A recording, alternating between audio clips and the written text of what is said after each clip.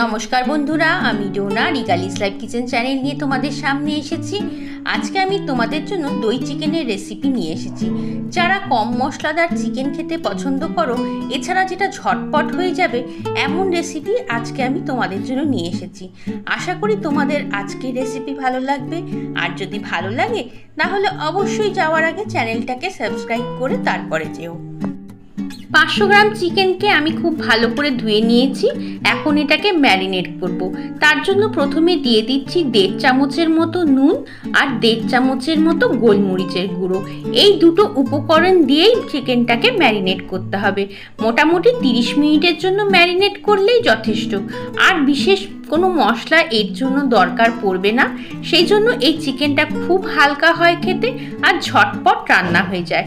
আর এই গরমকালে তো এইরকম চিকেন যদি থাকে, রুটি, পরোটা, ভাত সমস্ত কিছুর সাথে খুবই ভালো লাগে খেতে।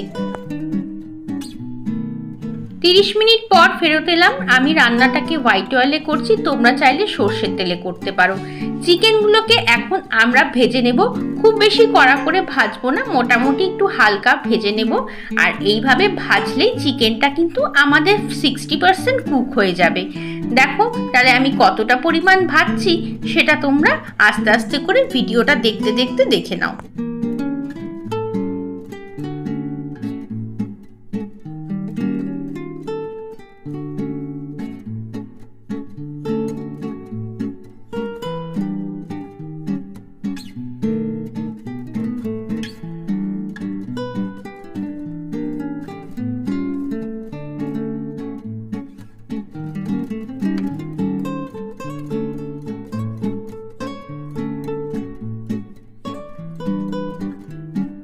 প্রথম ব্যাচে চিকেনটা ভাজা হয়ে গেছে, মোটামুটি একটু কালার চেঞ্জ করলেই যথেষ্ট।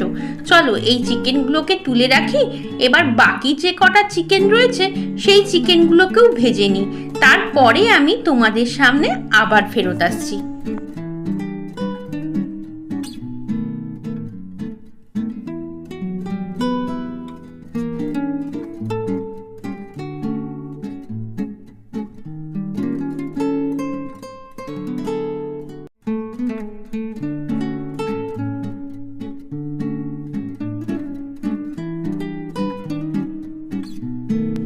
দেখো সমস্ত চিকেন ভাজা হয়ে গেছে। এর থেকে বেশি কড়া করে ভাজতে যাবে না। চিকেনটা কিন্তু আমাদের 70% কুক হয়েই গেছে। চিকেন ভাজার পরে যে তেলটুকু ছিল তার মধ্যে আমি 1 চামচ ঘি দিয়ে দিলাম। আর ফোড়নের জন্য দিচ্ছি 3টে এলাচ, 3টে লবঙ্গ আর একটু দারচিনি। ফোড়ন থেকে বেশ সুন্দর গন্ধ বেরিয়ে গেছে। আর কোনো কিছু ফোড়নের জন্য এর মধ্যে দরকার নেই। এখন আমি 2টো পেঁয়াজকে স্লাইস করে কেটে নিয়েছি, একটু বড় সাইজেরই পেঁয়াজ। এখন পেঁয়াজগুলোকে আমরা তেলের মধ্যে দিয়ে দিলাম। পেঁয়াজগুলোকে আমরা একটু ভালো করে ভেজে নেব, কিন্তু কালার যাতে চেঞ্জ না হয় সেই জিনিসটা কিন্তু মাথায় রাখতে হবে।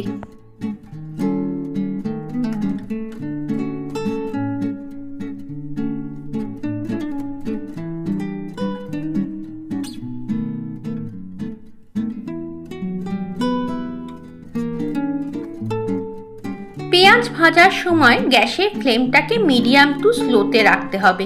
পেঁয়াজটা যাতে তাড়াতাড়ি ভাজা হয়ে যায়, আমি এর মধ্যে একটুখানি নুন দিয়ে দিলাম আর দিয়ে দিচ্ছি আদা রসুন বাটা। আমি কিন্তু থেতো করে নিয়েছি আদা রসুনকে, সেটাই আমি এর মধ্যে দিয়ে দিলাম। পেস্ট না করলেও চলবে। এর মধ্যে 10 কোয়া রসুন আছে আর 1 ইঞ্চি আদা রয়েছে। আদা রসুন আর পেঁয়াজটাকে আমরা একটু ভালো করে ভেজে নেব যতক্ষণ না গন্ধটা দূর হচ্ছে। এখন এর মধ্যে দিচ্ছি 1 চামচের মতো গোটা মৌরি। গোটা মৌরিটাকেও কিন্তু ভালো করে ভাজতে হবে। ভাজতে ভাজতে দেখবে মৌরির থেকে খুব সুন্দর একটা গন্ধ বেরোচ্ছে। এই মৌরিটা কিন্তু ফোড়নের সময় দেওয়া যাবে না, পরে দিতে হবে। মৌরি ভাজার ফলে খুব সুন্দর একটা গন্ধ বেরোচ্ছে, যেটা আমি পাচ্ছি। এখন এর মধ্যে দিয়ে দিচ্ছি আমি কাঁচা লঙ্কা। কাঁচা লঙ্কার পরিমাণ যার যার ব্যক্তিগত। আর দিয়ে দিচ্ছি 1 চামচের মতো ধনে গুঁড়ো আর 1 চামচের মতো চিনি। যেহেতু দই চিকেন, এর মধ্যে টক দইয়ের ব্যবহার বেশি পড়বে, সেই জন্য চিনিটাও কিন্তু একটু বেশি পরিমাণেই লাগবে। যেহেতু সব গুঁড়ো মশলা দিলাম সেই জন্য সামান্য পরিমাণে একটু জলের ছিটে দিয়ে দিলাম, তা না হলে মশলাগুলো পুড়ে যেতে পারে। অল্প অল্প করে জল দিয়ে আমরা কষে নেব। যেহেতু বেশি মশলা নেই সেজন্য বেশি কষারও কোনো ব্যাপার নেই। আর এই কষানোর সময়ই আমরা কিন্তু ভাজা চিকেনটাও দিয়ে দেব। চিকেনটার সাথে এই মশলাগুলো একটু কষলে পারে বেশ টেস্টি হবে খেতে।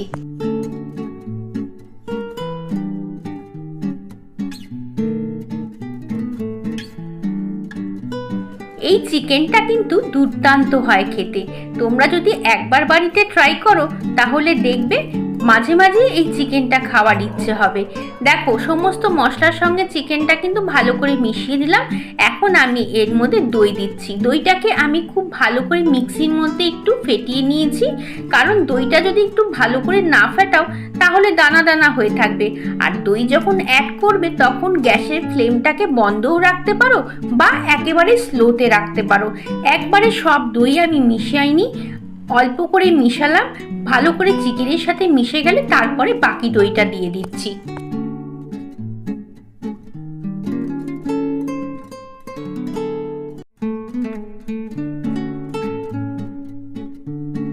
দইটা অ্যাড করার ফলে চিকেন থেকে কিন্তু জল ছাড়বে, সেজন্য এক্সট্রা করে আর জলের দরকার পড়বে না।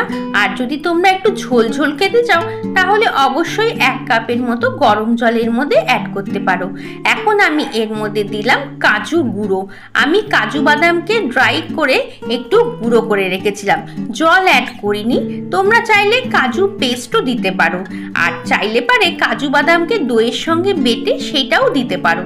যেরকম তোমাদের ইচ্ছে তোমরা সেই অনুযায়ী কাজু বাদামটাকে অ্যাড করবে। আর যেহেতু কাজু বাদাম অ্যাড হয়ে গেছে এখন তো তলা থেকে ধরে যাওয়ার সম্ভাবনা থাকবে, সেই জন্য সামান্য পরিমাণে একটু জল দিয়ে ঢাকা দিয়ে রাখলাম।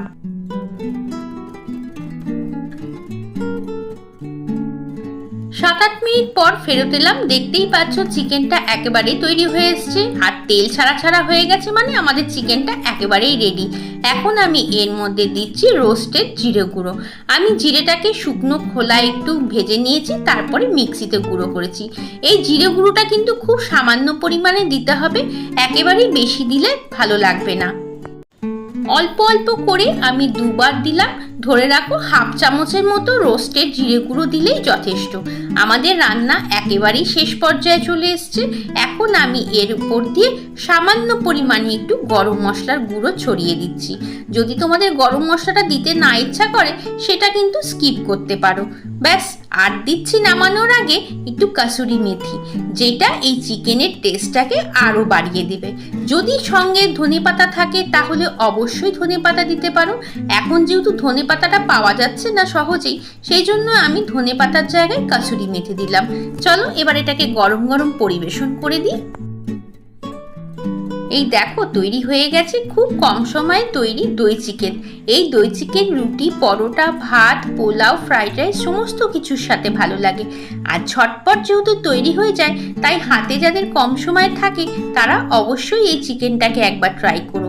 কেমন লাগলো আমার রেসিপি? যদি ভালো লাগে অবশ্যই লাইক, কমেন্ট, শেয়ার করো। নতুন বন্ধু যদি হয়ে থাকো বা আজকেই প্রথম চ্যানেলটাকে দেখছো তাহলে অবশ্যই সাবস্ক্রাইব করে যেও। চলো তাহলে আজকের মতো তোমাদের কাছ থেকে বিদায় নিচ্ছি। আবার আসবো অন্যদিন অন্য একটা সুন্দর ভিডিও নিয়ে। ততক্ষণ তোমরা সবাই ভালো থেকো এবং সবাইকে টাটা।